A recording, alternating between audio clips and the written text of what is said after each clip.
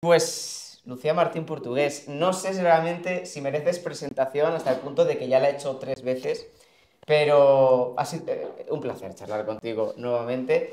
Esto es la magia de estos proyectos independientes. No, te vuelvo a preguntar, yo creo que ya te haces una idea, ¿no?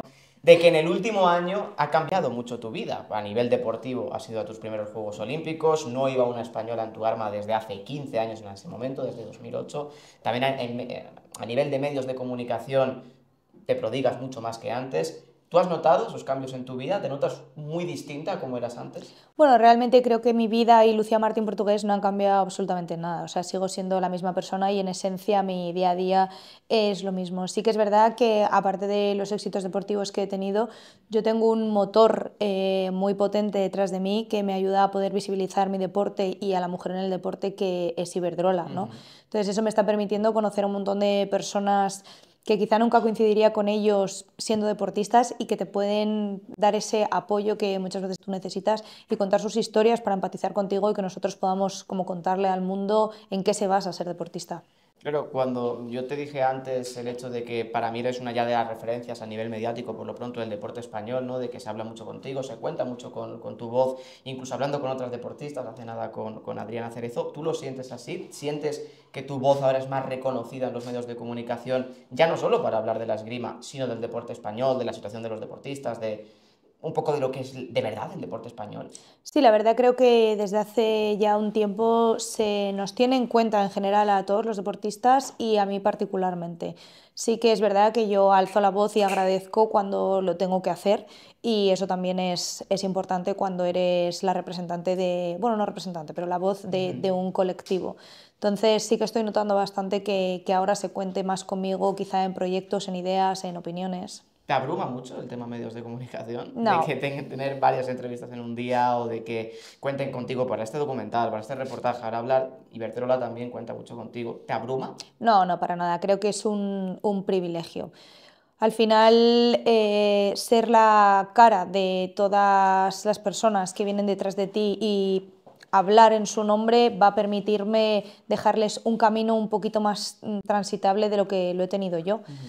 Entonces creo que es un privilegio y lo abrazo con mucha emoción y mucho cariño. Claro, recuerdo que la primera vez que hablamos, que fue hace casi un año, justo sucedió aquel bullicio por el tema de los Juegos Olímpicos, de la primera española no sé cuántos años, y es verdad que tú decías de ir poco a poco, trabajando día a día, ¿no? Y de disfrutar la cita olímpica. Más allá de la cita olímpica, ¿crees que el último año de tu carrera lo has disfrutado? O sea, desde que hablamos hasta ahora, tú haces un repaso y dices, me lo he pasado bien, he disfrutado de mi deporte. La verdad que no, no tanto. Creo que he vivido demasiado hiperestimulada en mi día a día pero por mí mismamente, por querer llegar a todo, por querer las emociones, por todo, y eso no me ha permitido quizá vivir un poco en la realidad. Ujú. Es un problema porque al final cuando vives tan hiperestimulado vas saltando de una cosa a otra y te olvidas generalmente de las cosas importantes. Entonces, bueno, sí que si volviese atrás, no voy a decir que cambiaría Ya. el pasado, porque lo que he vivido me ha llevado a ser la persona que soy yo y que me gusta mucho y no lo cambiaría, pero sí que es verdad que de cara al futuro haría algunas cosas distintas con lo que he aprendido en este último año. Ujú. Claro, me hablabas de cosas que a lo mejor que mejorarías, no sé si la palabra es cambiar o mejorar, por ejemplo, ¿cuáles? ¿Disfrutar más el día a día, el momento, lo típico que se dice, o ya incluso cosas de rutinas a nivel interno? Creo que un poco más de vida personal, de Ujú. organización de mi vida personal. Dejé de hacer quizá a veces cosas que en un año normal hubiese hecho por los Juegos Olímpicos, Claro. por la clasificación, por todo. Entonces quizá encontrar un equilibrio mejor respecto a mi vida. Ujú. Y además, lo has comentado en muchas entrevistas recientemente, que ahora, por ejemplo, cuando hay concentraciones o cuando hay participaciones, o sea, cuando participas fuera, como recientemente en Grecia, aprovecháis, aunque sea un día, día y medio, de poder visitar la ciudad, que parece una tontería para el público normal, pero eso a vosotras también os ayuda bastante, ¿no? Diciendo, no estar centrada exclusivamente en el lugar de la competición, en el pabellón, etcétera, sino tomar un poco el aire, salir afuera es importante. Sí, ya eso lo hacemos desde hace bastantes años, ya diría que casi 6 o 7, porque las que somos más mayores nos empezamos a dar cuenta Claro. de que habíamos estado en pabellones y aeropuertos del mundo entero, pero que luego al final tampoco veíamos la ciudad.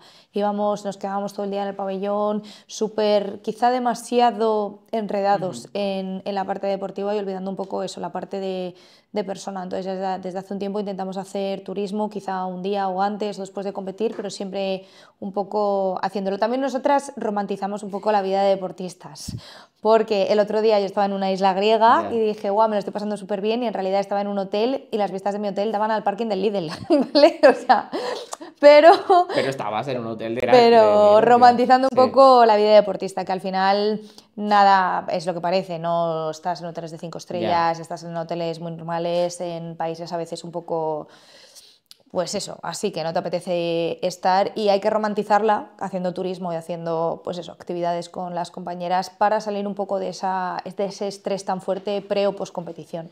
Claro, porque además, mira, hablamos siguiendo un poco, ¿no?, la cronología, esos Juegos Olímpicos. El otro día te leía y decías algo así como que todavía no estabas preparada para contar toda tu experiencia, porque es verdad que, claro, y más en un país como España, hay un bullicio mediático, ya no solo contigo, con todos los deportistas en general, que es increíble. Claro, cuando hablas de que no estás preparada es porque fue un choque emocional más grande incluso del que te esperabas, porque nosotros desde nuestra perspectiva os preguntamos antes de la cita y es como qué ilusión o qué nervios, lo que sea, pero a lo mejor no somos conscientes realmente de lo que supone unos Juegos Olímpicos para una deportista como tú. Creo que yo me refería más a la parte emocional de pues un montón de cosas que me pasaron antes de los Ujú, Juegos. Al final, pues cuando yo preparaba los Juegos Olímpicos yo iba sola, claro. porque mis otras compañeras no participaban en la competición. Entonces, yo psicológicamente nunca me había preparado para eso. Yo nunca he preparado un evento sola. Ujú, Siempre tenía a mis compañeras, siempre lo hemos hecho en equipo, cada una pues con sus objetivos, con su todo. Hubo momentos en los que mi entrenador y yo nos teníamos que ir solos de ujú, concentración bueno, por cosas que pasan en la vida. ujú. Y claro, tampoco estaba acostumbrada ni él ni yo a eso. Entonces, pues pasaron una serie de cosas que emocionalmente quizá no me dejaron concentrarme ni focalizarme como debía, más lo que comentaba antes de la hiperestimulación, la propia que tienen los juegos Claro. y la propia que te da la situación. También, por ejemplo, tus amigos, ¡guau! Vas a los Juegos Olímpicos, qué locura, increíble, tal. Tú eres la misma persona de siempre, pero claro, ellos viven tu emoción y viven tu euforia a través de ti y se te contagia. Entonces, son cosas que va sumando, y yo quizá no que no lo gestioné bien, sino que me sorprendió. Fue un poco como cuando te va a atropellar un camión, que no estás preparado y cuando quieres darte cuenta, ahí está. Que además, creo que casa mucho con lo que hablamos en su momento, que ya me dijiste, creo que era abril del año pasado, todavía faltaban unos meses, que tenías que ver cómo se iba a gestionar eso de que en la esgrima es súper complicado clasificarse, se clasifica uno por país o una por país en función de la modalidad, de la disciplina, y que ya más o menos barruntabas que eso iba a suceder, es decir, que es una putada gorda, y es la realidad, porque en otros deportes se puede clasificar varios y dices, bueno, pues al menos comparto la experiencia con mi propio equipo de trabajo y nos podemos retroalimentar. Pero, por ejemplo, en París tuviste mucho apoyo también por parte de, no sé, también de tu equipo, creo que fue Celia, de hecho, a apoyarte. ¿Eso también lo sentiste en ese momento? ¿O cuando estás en una cita tan importante, como que disocias por completo? Disocias un poco porque el evento particularmente en sí es distinto. Claro. Yo, por ejemplo, cuando voy a una competición normal, están mis compañeras. Aquí no estaban, pero estaba Celia, ¿vale? Yo normalmente voy, las veo competir el día de, Ujú, de antes, entonces ya me voy metiendo en competición, que yo aún así eso lo hice. Yo el día antes de competir yo fui a la competición, vi ujú, otras armas, porque sería lo que haría con normalidad. Yo tengo una forma de calentar, veo el pabellón, veo sitios, y todas esas cosas no las puedes hacer en los Juegos Olímpicos porque el sistema no te lo permite. Entonces estás un poco desrealizado, vives un poco vives fuera de la realidad. Entonces, eso es el shock que no te permite claro. preparar las cosas de la manera habitual en la que tú prepararías un torneo. Yo, por ejemplo, soy muy buena en las transiciones, o sea, paso muy rápido de una cosa a otra y no me suele afectar, pero claro, este evento en concreto es como un cúmulo Ya. de cientos de cosas que son nuevas para todo el mundo. Claro, y también crees un poco que te impactó el nivel mediático que podía tener un evento así. No, Porque es verdad, y durante esas semanas muchos discutimos por Twitter y por tal, porque lo típico de opción a medalla, Lucía Martín Portugués porque es la número X del ranking. Y es como, Manolo, tú no has visto un combate de esgrima y tú no sabes ni quién es Lucía Martín Portugués. O sea, sí, sí. has visto 3 estrellas en el marca y ya sabes que es opción a medalla y luego la criticas por lo que pasó. ¿Tú eso lo llegaste a sentir? ¿Llegaste a notar un poco de presión mediática o de la gente diciendo, opción a medalla? La verdad es que no, yo nunca sentí presión ni por decir que tenía opción a medalla, ni por los Juegos Olímpicos, ni nada.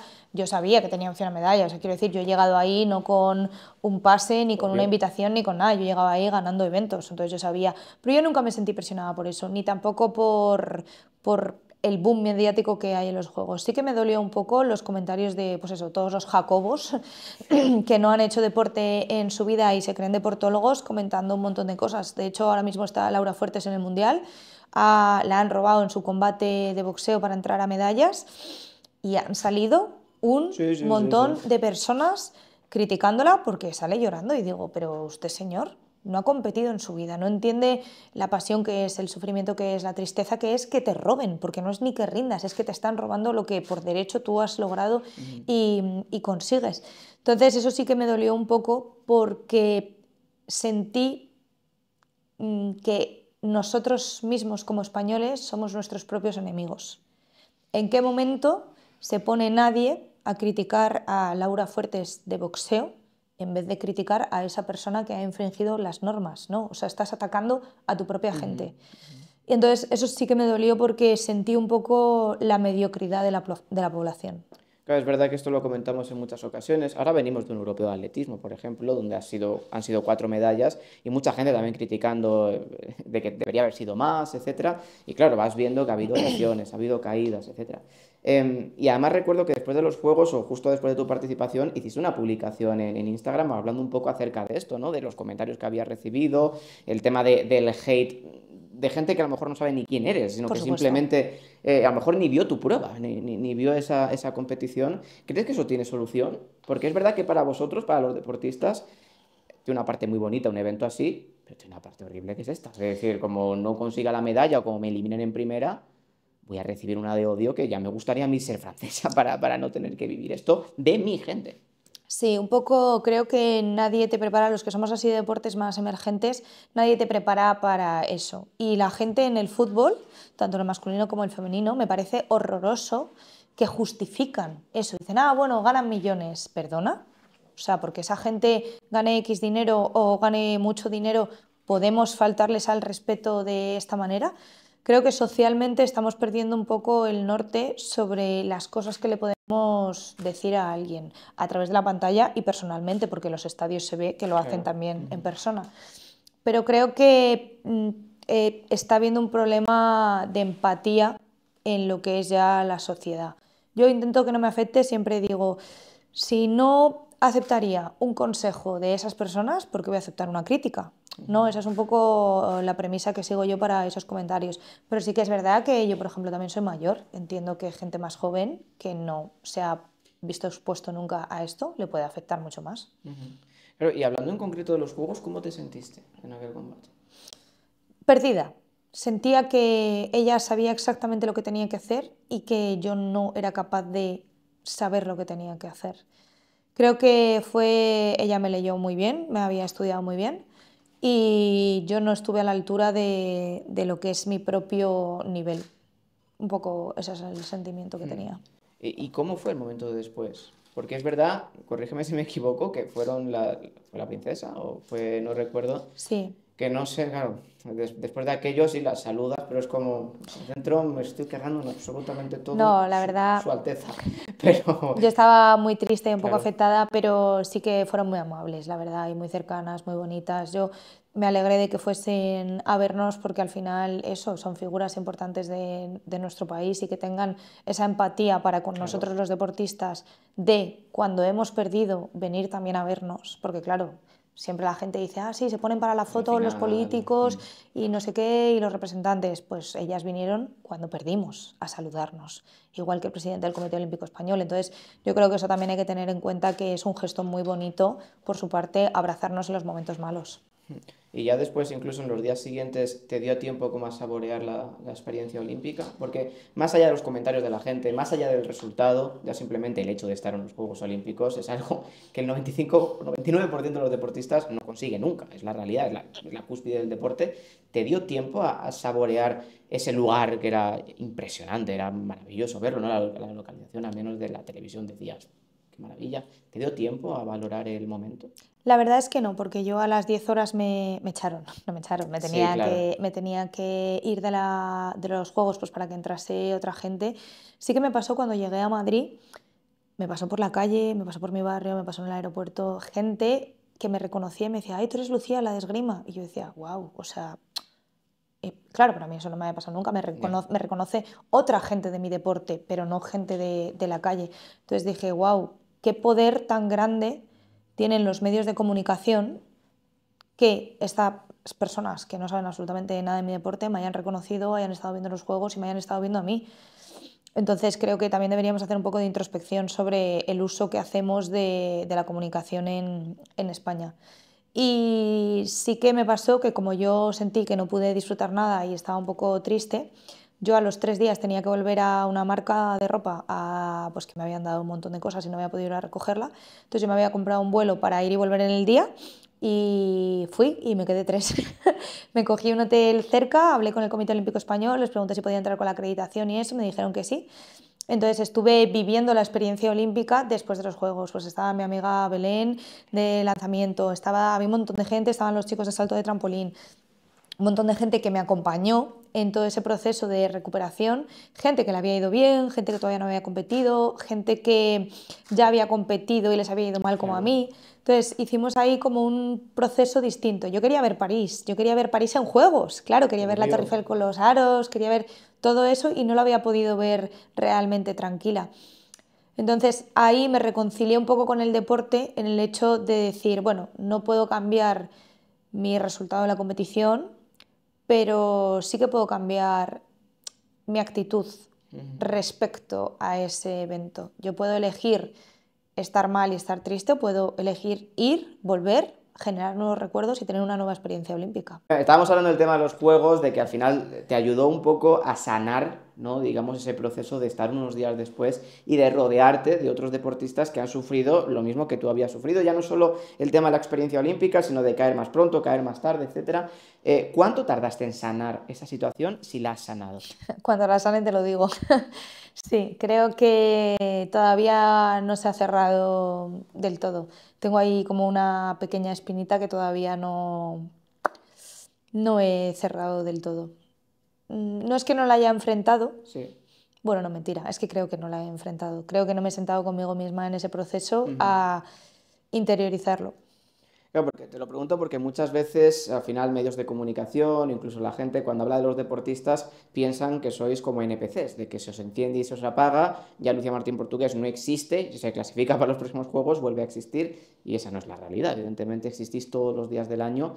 También te quiero preguntar que desde los juegos hasta ahora, ¿cómo ha sido tu evolución también deportiva? Porque algunos sí que te hemos seguido, sabemos los resultados que has conseguido, pero también para que lo digas tú misma, de desde los juegos sigues existiendo. ¿Qué ha sucedido en tu vida deportiva? Pues estoy un poco en altibajos. Normalmente he conseguido otros años ser un poquito más constante en lo que son los años y ahora estoy un poco altibajos. Después de los juegos empecé a entrenar, empecé con muchas ganas y mucha fuerza por el hecho de decir, no voy a dejar que una mala competición me defina. Llega la primera competición, quedé segunda, muy bien. Luego me entró un poco otra vez esa sensación de un poco de vacío, quizá de decir de por qué hago esto, por qué lo sigo haciendo, un poco el motivo de mi existencia dentro del deporte. Luego otra vez conseguimos con el psicólogo reencauzarlo y volví a quedar tercera en Plovdiv y es un tema que es muy difícil de gestionar porque a veces es difícil separar a la persona del personaje.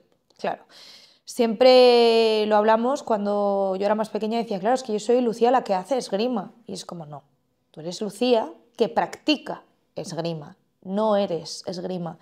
Y es verdad que a veces es un poco difícil separar esa línea.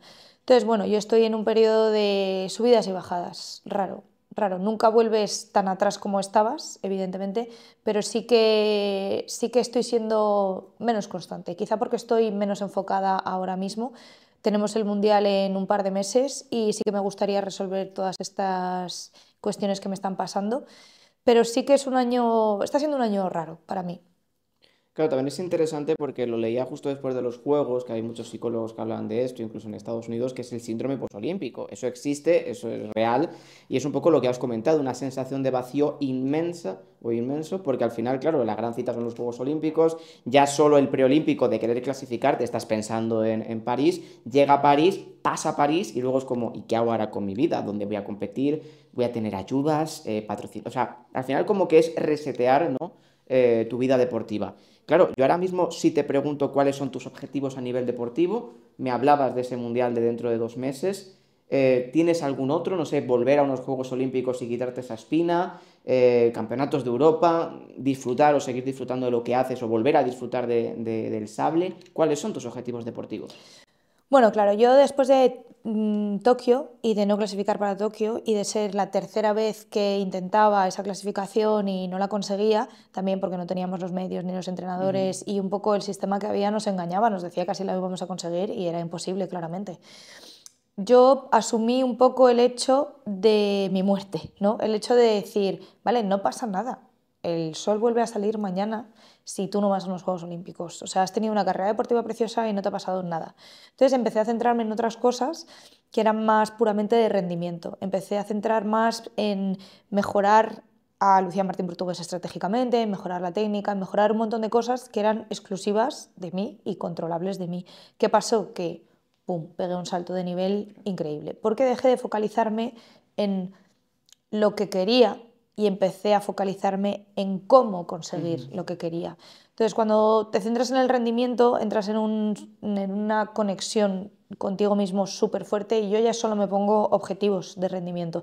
Es verdad que los objetivos de eventos europeo, mundial, Juegos Olímpicos son necesarios para nuestra existencia en el deporte por el sistema que tenemos en España, que es que las becas las obtenemos a través de europeos, mundiales y ese tipo de pruebas. Entonces son necesarias enfocarte en eso por nuestra existencia que no pasa en otros países, pero a día de hoy yo todas las veces pongo el foco en Lucía Martín Portugués y en cómo mejorar su rendimiento. Claro, también es muy interesante porque creo que tus palabras también ayudan mucho a deportistas más jóvenes, porque posiblemente han pasado por todas las etapas en las que tú has pasado. Ya lo comentamos el año pasado, tienes una larga trayectoria en el mundo de la esgrima, evidentemente en este sable femenino. ¿Cuál es el principal consejo que le das a los deportistas más jóvenes que ahora mismo, por ejemplo, con 17, con 18, con 19 años, no llegan a un gran campeonato o quedan muchas veces cuartos puestos, que siempre hablamos de la medalla de chocolate? ¿Qué le dices a esta gente cuando tú has pasado por todas las etapas casi que puede tener un deportista? Yo lo que hablo con mis compañeros más pequeños es la importancia de los planes, de la estrategia y del equipo. Que muchas veces tenemos que saber que no sabemos que no sabemos, que sabemos que no sabemos y que sabemos que sabemos. Ujú. Entonces, yo, por ejemplo, ahora mismo estoy en un punto en el que sé sobre algo, pero yo sobre muchísimas cosas no sé y me queda muchísimo por aprender todavía. Entonces, les digo, les intento explicar esto, les intento explicar que no saben, que se tienen que dejar aconsejar por un equipo y que tienen que planificar. Ellos también hacer su propio plan, porque cuando tú lo creas, lo empiezas a diseñar dejándote aconsejar, tú crees en ello. Y cuando tú crees en ello, tienes más posibilidades de que te salga. Y eso es así.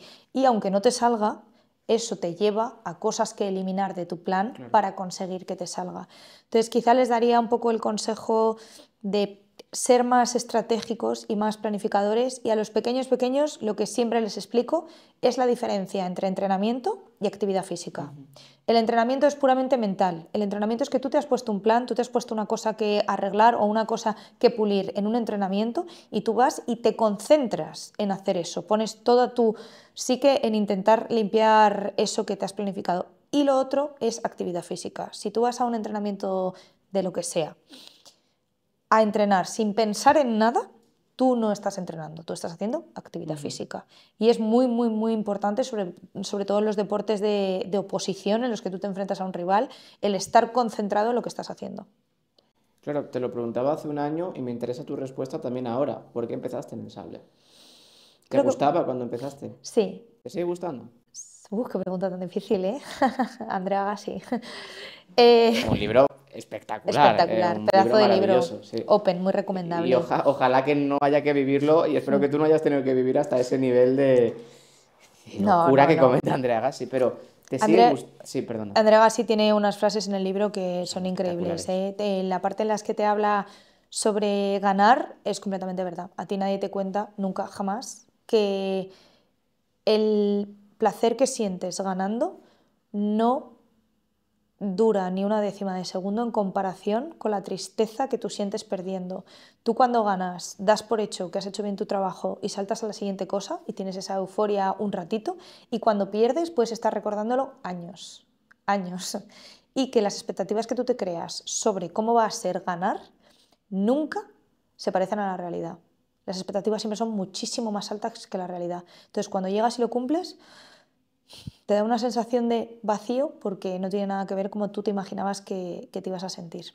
Pero perdón, que me voy del tema. Sí, me sigue gustando, me apasiona muchísimo. Y me gusta también la parte de poder ayudar a la gente que viene detrás de mí a aprender y a... Siempre me preguntan, ¿tú cuándo te vas a retirar? Y yo siempre tengo la misma respuesta. A mí no me gustaría retirarme yo. Me gustaría que mis compañeras sean tan buenas que yo llegue a un momento en el que diga, ya está, no he podido más, me han ganado, son mejores que yo, les he enseñado tanto que han sido mejores que yo. Entonces estoy también teniendo esa parte con mi grupo que me hace seguir amando lo que hago, Claro. que es intentar que ellas sean fuertes también. Claro, de hecho, precisamente hablaba sobre esto con Félix Marquiegui, que es psicólogo en el CAR de Madrid, que uno de los puntos donde él pone más foco de atención, claro, tiene dos contrastes, ¿no? La gente más joven que está como, lo que has comentado, unas expectativas enormes de que se quieren comer el mundo y hay que asentarlo, y los más mayores del tema de la retirada, de cómo se gestiona la retirada. Y él me decía que una de las cosas más complicadas es empezar a tratar la retirada, que eso Sí. puede llevar años incluso, porque claro, el deportista al final está enfocado en una cosa y sabe que su carrera es finita, en el sentido que hasta los 30, 30 y pico, depende del deporte, claro, tienes esa actividad y luego hay como un bajonazo de actividad, incluso de cara a uno mismo, que es muy fuerte. ¿Tú de cara al futuro lo estás empezando a barruntar? Sí que estoy notando que yo, por ejemplo, donde entreno normalmente es en el CAR de Madrid y yo como en la residencia y hago bastante de mi día a día ahí. Yo ya noto que yo estoy de salida y que hay mucha gente que está de entrada. Entonces, hemos tenido ahí como un choque generacional que me parece precioso y siempre hablo mucho con ellos, muchas veces les digo, es que tú podrías ser mi hijo, literalmente. Entonces, siempre intento como hablar mucho con ellos, conectar con ellos, compartir mi experiencia, y yo del CAR de Madrid intento, cada día que me voy, en general, haber intentado conocer a una persona nueva. La gente está un poco como extraña, como diciendo, ¿qué hace esta persona? O sea, no está bien, está todo el rato hablando con la gente, dicharachera y tal, pero porque yo siento que todos estos años que he pasado en el CAR no he conectado tanto con la gente como podía haberlo hecho. Y por ejemplo, a las pequeñas de mi equipo siempre las llevo conmigo a hacer todas esas cosas. Digo, venga, vamos a hablar con las de rugby. Y vamos y nos relacionamos con ellas, empezamos a tener, pues eso, ese mecanismo social, ¿no?, que hay ahí en el deporte, que es tan solitario y que yo creo que es muy importante. Entonces yo no paro de fomentarlo y me da pena haberlo descubierto quizá tan tarde.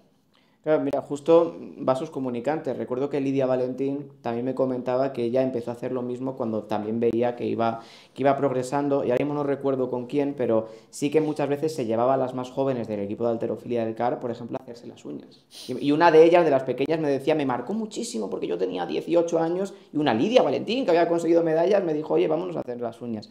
Y eso es un proceso como que ayuda muchísimo a la carrera del deportista. A lo mejor no se nota en un resultado deportivo a corto plazo, pero sí ese acompañamiento, ¿no? De que haya como un tutor, un guía, una persona que tiene más experiencia que tú y que te puede guiar, y sois vasos comunicantes. Porque ahora estás replicando un poco lo que comentaba Lidia que hacía en el módulo al lado. Sí, sí, sí, es que es así. Yo, por ejemplo, también he sentido que yo no he tenido por parte de nadie esa figura Claro, de mentoría, entonces yo no quiero que a las que vienen detrás de mí les pase lo mismo que me ha pasado a mí. Yo quiero que ellas aprendan con 22, 23, 25 años lo que yo he tenido que aprender con 30, claro. con 33. Entonces, bueno, eso me está pareciendo un choque un poco raro, Ya. pero que me parece, te lo prometo, me parece precioso, me encanta. Me siento con ellos en la mesa, me cuentan sus cosas del colegio y eso, y digo, ay, qué bonito. Entonces, quizá a mí me queden, no sé, 4, Sí. imagínate, de locura, 8 años en el deporte o por lo que sea. Pero yo ya estoy viendo que tengo que empezar a separar a la persona del personaje y que tengo que darles a todos los que vienen detrás de mí esa información que yo no he tenido. Por ejemplo, yo soy súper pesada con el convenio de deportistas de alto nivel, de la cotización y la seguridad social. Mira, les pego una matraca a los pobres que parece que les acoso. Yo creo que dicen, esta persona nos está acosando. Pero es que yo es una cosa que desde los 18 hasta los casi 27... Yo era deportista de alto nivel y yo no lo tengo como años cotizados, es una cosa que he perdido. Y todas las generaciones que vienen después de mí, a partir de 2017, 2018, creo que sí que lo pueden tener. Sí que lo pueden tener. Y yo, como adulta que soy del CAR de Madrid, siento como una responsabilidad no dejarles que por pereza vayan a perder todas esas oportunidades que nos ofrece pues el gobierno o que nos ofrece España de poder seguir siendo deportistas de alto nivel. Entonces soy muy pesada y las figuras mayores como yo, que salimos del deporte, estamos ayudando de puente a esos que vienen por detrás. ¿Crees que en España se valora la figura del deportista? Wow. Porque es verdad que la situación ha mejorado, era difícil ir a peor, pero lo que comentas, tema de derechos, tema de cotización, tema de incluso, ya no hablamos del profesionalismo, las diferencias con los... Incluso, imagínate los deportes no olímpicos, los malabares que tienen que hacer, pero se respeta la figura del deportista en España a nivel como si fuera un trabajo, porque es un trabajo. No, pero porque hay un error de concepto. Mucha gente a mí me dice, sí, la de trabajar te la sabes y la de tal. Digo, bueno, ¿qué es el trabajo? El trabajo es ir a un sitio, generar dinero y tal. Digo, yo hago eso. Digo, a veces les digo a mis amigos, y igual genero más dinero que tú. O sea, quizás soy más trabajadora que tú, ¿no? Y se ríen y me dicen, ya, bueno, pero es que tú, claro, te pagan por... Digo, pero ¿y qué? Digo, es un trabajo igual. Creo que nos falta mucha cultura de las distintas profesiones que existen, pero quiero decir, o sea, la gente que se dedica a las redes sociales, sí, la de trabajar te la sabes porque no haces nada, porque no sé qué.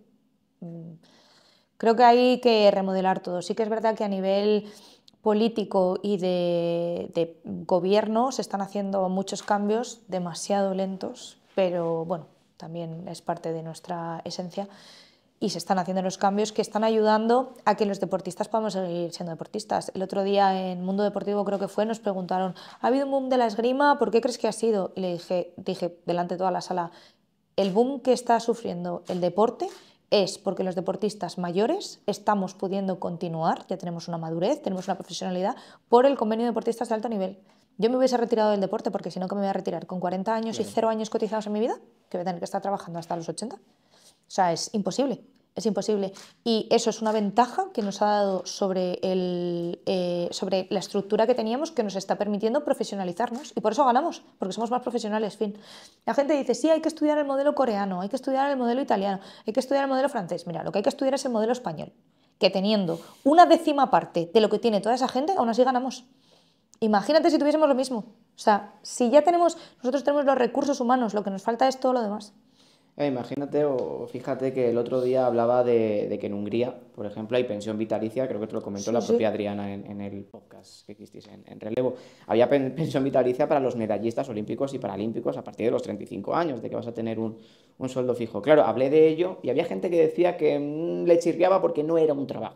Espera, para ellos y para los entrenadores. Y para los entrenadores. Claro, sí, que es que un poco menos creo que difiere la cantidad, pero sí, es un salario la mínimo. Figura del entrenador, esa ya sí que no está contemplada muchas veces en ningún sitio. Que de hecho Adriana también lo ha comentado, que por lo que pasó en París, su entrenador Jesús Ramal pues no recibe esa ayuda y es posiblemente uno de los mejores de Europa. A mi entrenador le pasó igual. O sea, mi entrenador en este europeo se ha llevado el oro, el bronce y el bronce y igual que el resto pues no tenía becado porque perdimos, Team España Olímpico.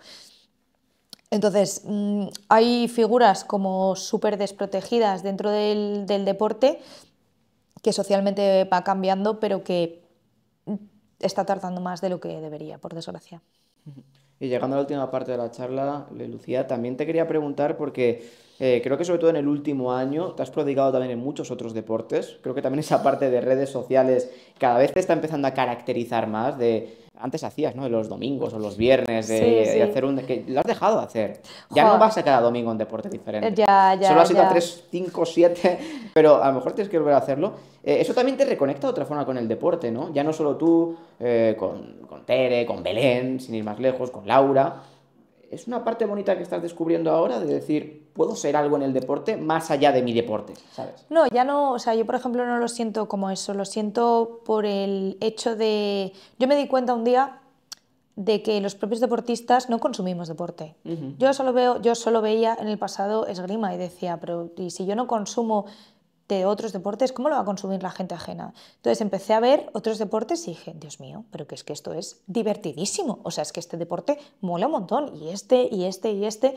Entonces dije, vale, tenemos que de alguna manera mostrarle al mundo también que hay otros deportes que son muy divertidos y qué tal. Y yo empecé a hacerlo para eso, para fomentar un poco la visibilidad de que es divertido consumir otro tipo de deportes, aparte de que ves a tus amigos, Obvio. ¿sabes? También nosotros que estamos en la residencia, que convivimos tanto juntos, muchas veces la gente no lo hace, pero yo qué sé, yo por ejemplo he ido a una competición y mis amigos de bádminton, yo competía cerca y se han plantado a verme, a Claro. veces sin decirme nada, simplemente yo tenía un campeonato de España y han venido a verme y es como un apoyo entre deportistas que me parece precioso. Creo que eso debería de fomentarse más dentro de nuestro propio colectivo. A veces vamos tan a lo nuestro, a nuestra concentración y no sé qué, que nos olvidamos de apoyar y de fomentar nuestro propio colectivo. Totalmente. Y además, yo creo que también mucha gente tiene esta idea en la cabeza. El día que tú te retiras de la esgrima, no puedes dejar el deporte. No, por supuesto, no, por De esta supuesto. manera, aunque ya sea como, no sé, como creadora, como host, no sé, hay que darte algún puesto en alguna parte, Ojalá. no puedes dejar el deporte A mí me español. encantaría retirarme y poder seguir participando de la manera que sea. Directora del PSD, por Ojalá, ejemplo. te imaginas, me encantaría. Pero sí que es verdad que me encantaría, pues eso, por ejemplo, Jennifer Pareja, Nado, un Ah, montón de deportistas, eso sería mi sueño. O sea, a mí me encanta la odontología, es otra pasión que tengo, pero realmente lo que me gustaría es poder devolverle a España lo que España me ha dado a mí.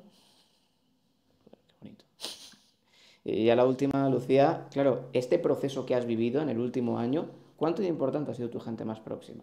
Súper. Tema familia, etcétera, porque tampoco se piensa mucho en esa gente. Ya hablabas del entrenador, imagínate, pues tu gente más próxima, que al final es quien está contigo, tanto cuando ganas como cuando pierdes, y posiblemente sus expectativas siempre estén mucho más calmadas porque saben precisamente lo que puede provocar en el deportista. ¿Cuánto de importante ha sido para ti tener tu círculo de confianza, tener tu gente para asimilarlo todo y para vivirlo todo? Súper importante. Y creo que ha sido más importante la gente que lo ha normalizado.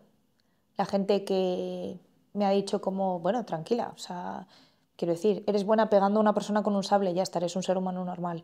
Eso yo decía, soy un, soy un ser humano normal, o sea, me puedo equivocar, como todo el mundo, me puede salir mal. Pero sí que es verdad que ha sido muy importante a la hora tanto de llegar al evento, con calma, con estrategia, con la planificación, con cuando me despistaba diciéndome te estás saliendo del camino, Ujú. vuélvete a meter. Cuando estaba demasiado metida, bueno, quizá tenemos que divertirnos, han sido muy importantes dentro de todo este último año. Pues Lucía, ha sido nuevamente un placer charlar contigo. A ver si dentro de un año pues volvemos a charlar y a ver qué ha sucedido, ¿no? En el año anterior, porque estos son... O sea, tú en algún momento no sé si unas memorias al estilo de Agassi, pero algo Jo, tendrás que hacer, ¿no? O el típico este informe Movistar que hace para ver un poco lo que es la carrera o la trayectoria de un deportista como tú, ¿no? Porque muchas veces hablamos ya no incluso de deportes como el fútbol, sino de deportes que son un poquito más mayoritarios dentro de los minoritarios, pero sin ir más lejos, hace unos meses estabais en la revuelta, el equipo de sable. Esas cosas son muy importantes para que se os dé a conocer, para que se os vea. Y ya simplemente la imagen de ver a un broncano vestido con el, con el este de esgrima y con el sable en la mano, denota que van cambiando un poco las cosas. Y creo que al final tú también formas parte de ello. sí, yo creo que todos los que nos estamos sumando a la ola de intentar enseñar el deporte somos partícipes de todo lo bueno que está pasando, también de lo malo, porque no somos perfectos, pero creo que poco a poco se está cambiando un poco esa imagen del trabajo que es ser deportista profesional. Pues Lucía, ha sido un placer y nos vemos dentro de un año. Ojalá siendo campeonas del mundo, ¿eh? Oye, a lo mejor antes.